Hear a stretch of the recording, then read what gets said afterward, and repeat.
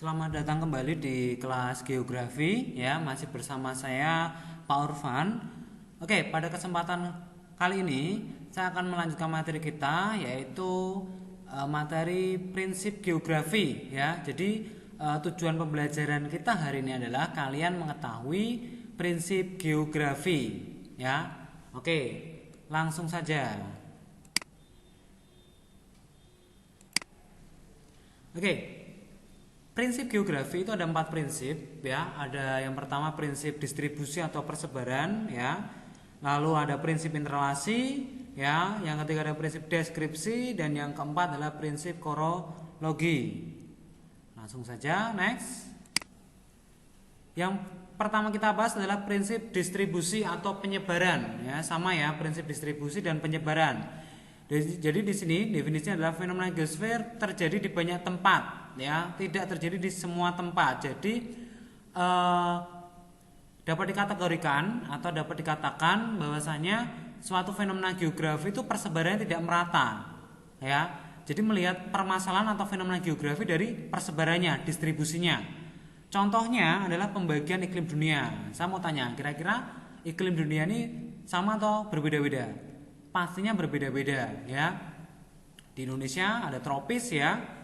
Terus di Jepang ada iklim sedang ya. Terus di daerah Rusia, daerah Selandia Baru ya, itu termasuk iklim kutub ya. Selanjutnya persebaran tanaman dan hewan, persebaran flora fauna juga tidak merata ya. Terus persebaran penduduk ya, atau persebaran kepada penduduk itu juga termasuk prinsip distribusi atau penyebaran. Nah, ini contohnya. Nih persebaran. Ini persebaran hutan hujan tropis di Indonesia, di dunia. Ya, jadi ini persebarannya posisinya berada di daerah Khatulistiwa. Nah, ini ya.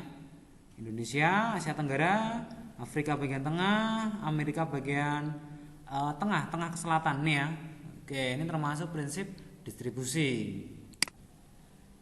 Nah, ini iklim dunia ya. Oke, pasti berbeda-beda. Ini termasuk prinsip distribusi.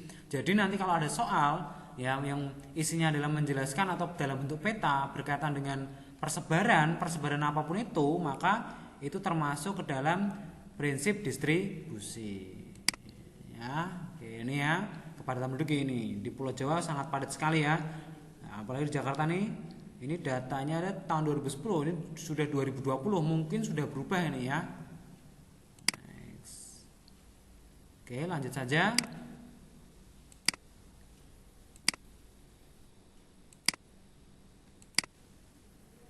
Selanjutnya prinsip interrelasi.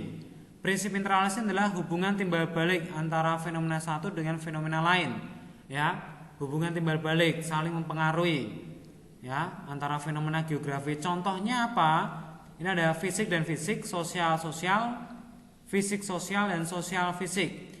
Fenomena geografi fisik itu contohnya adalah gempa bumi, ya, terus gunung meletus, terus banjir, ya. Kalau yang sosial itu yang berkaitan dengan manusia, contohnya korban meninggal, kerugian, kerusakan, ya.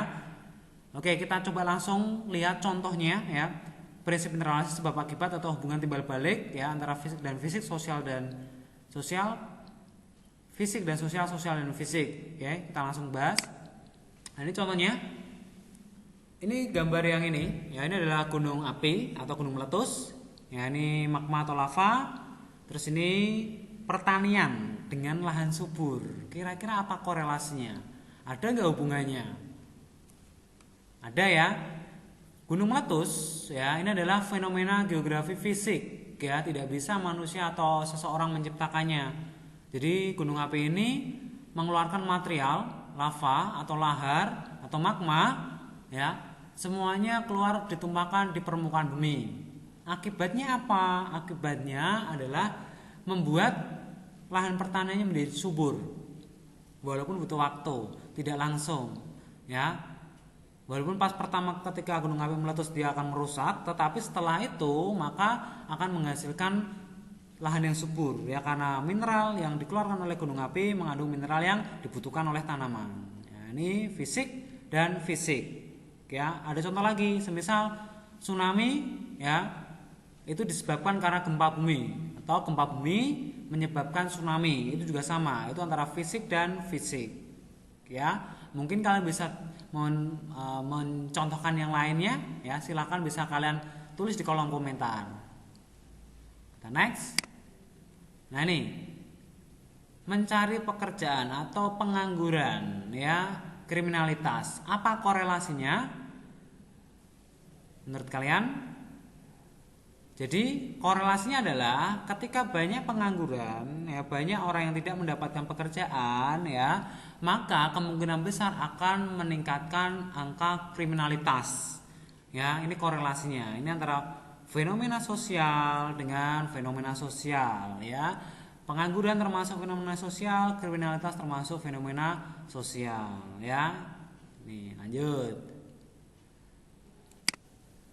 Oke nih. Ini apa nih? Ini adalah orang menebang pohon. Ini adalah banjir. Ya, ini adalah fenomena sosial mengakibatkan fenomena fisik, ya, interrelasi. Illegal logging menyebabkan flood atau banjir. Nah, ini fenomena sosial mengakibatkan fenomena fisik. Kalian ketika ada orang membuang sampah sembarangan menyebabkan banjir juga sama. Ya, fenomena sosial menyebabkan fenomena fisik. Ya, atau menebang pohon, tanah longsor juga sama. Oke, kalau kalian punya contoh yang lain silahkan tulis di kolom komentar. Lanjut ya. Selanjutnya prinsip deskripsi, ya. Prinsip deskripsi ini menjelaskan fenomena geografi secara lengkap berdasarkan apa? Berdasarkan peta, data, grafik dan tabel. Jadi bedanya apa dengan distribusi? Sama-sama ada peta, cuma di sini petanya adalah hanya peta administrasi atau peta yang sifatnya tidak menunjukkan distribusi atau penyebaran. Jadi petanya peta administrasi saja. Ya, terus data korban jiwa, data penduduk. Lah ini termasuk deskripsi. Ya, pokoknya yang isinya peta, data, grafik, tabel tidak menunjukkan sebab akibat, tidak menunjukkan persebaran, maka itu termasuk prinsip deskripsi. Lanjut. Ini ya, termasuk deskripsi. Lanjut, ini termasuk deskripsi ini ya. Oke, lanjut. Yang terakhir adalah prinsip korologi. Kalau prinsip korologi ini adalah prinsip yang menjelaskan fenomena geografis secara lengkap, atau muncul 3 prinsip yang sebelumnya ada distribusi, ada deskripsi, ada interrelasi, semuanya muncul. Ini termasuk prinsip korologi. Ya.